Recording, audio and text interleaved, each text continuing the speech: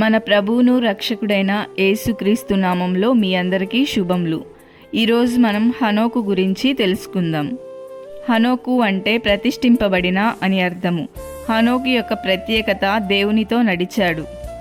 హనోకు అత్యధిక కాలం ఆయుష్ కలిగి జీవించిన మెతూషెలా యొక్క తండ్రి. హనోకు నోవాహు యొక్క ముత్తాత. హనోకు దేవుని ప్రత్యక్షతలు పొందుకున్నాడు. భవిష్యత్తులో జరగబోయే వాటిని దైవిక జ్ఞానం ద్వారా ముందుగానే తెలుసుకోగలిగాడు. హనోకు యొక్క విశ్వాసం మరణం చూడకుండానే దేవుని దగ్గరికి కొనిపోబడేలా చేసింది. హనోకు దేవునికి ఇష్టుడయ్యాడనే గొప్ప సాక్ష్యం పొందుకున్నాడు. హనోకు గురించి మరింత లోతుగా ధ్యానించి లోతైన సత్యాలను తెలుసుకుందాం. హనోకు 65 ఏండ్లు బ్రతికి మెతూషెలాను కనెను.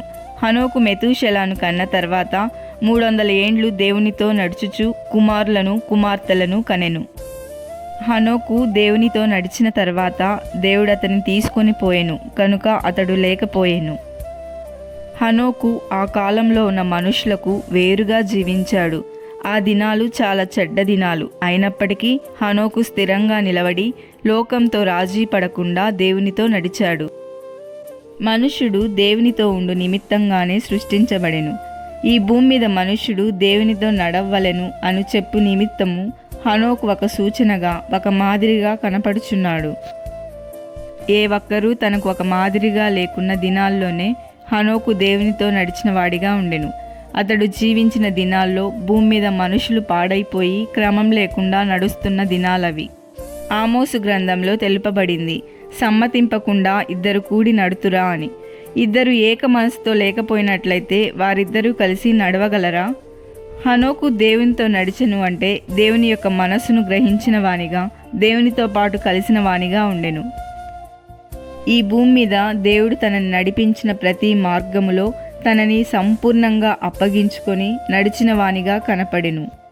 వాక్యం వినుచున్న ప్రియమైన దేవుని ప్రజలారా, దేవునితో నడుచుట అంటే ఏమిటి? దేవుడు నన్ను చూస్తున్నాడు, దేవుని సన్నిధి నాతో ఉన్నది అని గుర్తించే ప్రతి వ్యక్తి దేవునితో నడిచేవాడు. హనోకు నీ వంటి నా వంటి నరుడు. అతడు పలు కష్ట నష్టాల్లో నడిచి ఉండవచ్చు. మనుషుల మధ్య ఉన్నాడు, కుటుంబంతో ఉన్నాడు, కుటుంబ అవసరాలను తీరుస్తూ బాధ్యతలను నిర్వర్తిస్తూ స్థిరంగా నిలబడి దేవునితో నడిచాడు. దేవునితో నడిచేవారు అన్యాచారాలు ఆచరించరు, లోకంతో కలిసిపోరు, దేవుని ఇష్టాన్ని దేవుని చిత్తాన్ని నెరవేర్చేవారిగా ఉంటారు. మనకి మేలు జరిగే వరకు దేవుని సన్నిధిలో గడపటం, మనకి కావాల్సింది అనుకుంది జరిగిన తర్వాత దేవుణ్ణి విడిచిపెట్టుట అది దేవునితో నడుచుట కాదు. మేలు జరిగితే ఆయనకి స్తుతులు చెల్లించి మహిమపరిచేవారిగా ఉండాలి. శ్రమ అయినా బాధ అయినా దేవుని సన్నిధి విడిచిపోకూడదు. కీర్తనకారుడు చెప్తున్నాడు, ఆయన నా కుడి పార్శ్వమందు ఉన్నాడు గనక నేను కదల్చబడను. మనకి ఇబ్బంది అయినా ప్రతికూల పరిస్థితులైనా కదల్చబడకుండా స్థిరంగా ఉండి దేవునితో నడవాలి. హనోకు దేవునితో నడుస్తుండగా పరలోకానికి దగ్గరయ్యాడు, ఈ లోకానికి దూరమయ్యాడు. హనోకు దేవుని నుండి ప్రత్యక్షతలు పొందుకున్నాడు. పాత నిబంధనలో నోవాహుకి మాత్రమే కాదు, హనోకుకి కూడా తెలుసు జలప్రలయం వస్తుందని. హనోకు రాబోయే జలప్రలయాన్ని ముందుగానే ఎరిగిన వాడై తన కుమారునికి మెతూషెలా అని పేరు పెట్టాడు. మెతూషెలా అంటే ఈటెగలవాడు అని అర్థము. మరికొన్ని తర్జుమాలలో మెతూషెలా అంటే అతని మరణం తీర్పును తెస్తుంది అని అర్థము. హనోకు ప్రవచనాత్మకంగా భవిష్యత్తును ఎరిగిన వాడై ఈ పేరు పెట్టాడు. ఆనాటి ప్రజలు తమ మార్గాన్ని చెరిపివేసుకొని బలాత్కారంతో వారి ఇష్టానుసారంగా జీవిస్తున్న ఆ ప్రజల మీదికి దేవుని తీర్పు వస్తుందని హనోకుకి ముందే తెలుసు. ముందుగా ఎరిగిన వాడై తన కుమారునికి మెతూషెలా అని పేరు పెట్టాడు. దేవుడు అదే జరిగించాడు. మెతూషెలా మరణం తర్వాత జలప్రలయం వచ్చింది. మెతూషెలా బ్రతికిన సంవత్సరాలు 969. మీరు సరిగ్గా లెక్క చూసినట్లయితే మెతూషెలా మరణం తర్వాతనే జలప్రలయం వచ్చింది. మెతూషెలా 187 సంవత్సరాల వయసులో లెమెకును కనెను. లెమెకు 182 సంవత్సరాల వయసులో నోవాహును కనెను. అప్పుడు మెతూషెలా వయస్సు 369 సంవత్సరాలు. జలప్రలయం నోవాహుకు 600 సంవత్సరాల వయసు ఉన్నప్పుడు వచ్చింది. 369 సంవత్సరాలు మరియు 600 సంవత్సరాలు కలిపినట్లయితే 969 సంవత్సరాలు. సరిగ్గా మెతూషెలా మరణించిన తర్వాతనే జలప్రలయం వచ్చింది.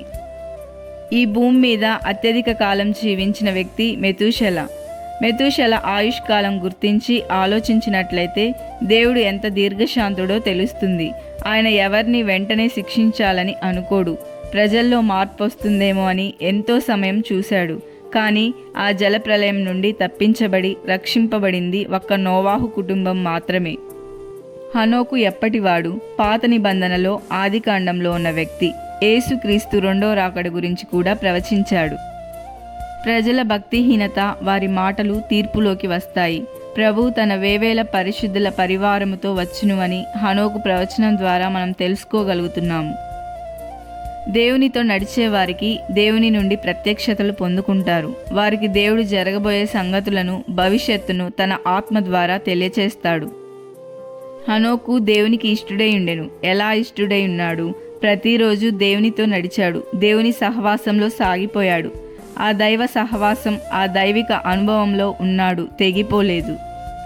హనోకు విశ్వాసం బట్టి మరణం చూడకుండానే కొనిపోబడ్డాడు. మరణం అను మాటకు అర్థం దేవునికి దూరమగుట. నీవు వాటిని తినుదినమున నిశ్చయముగా చచ్చెదవని ఆదాముకి ఆజ్ఞాపించాడు.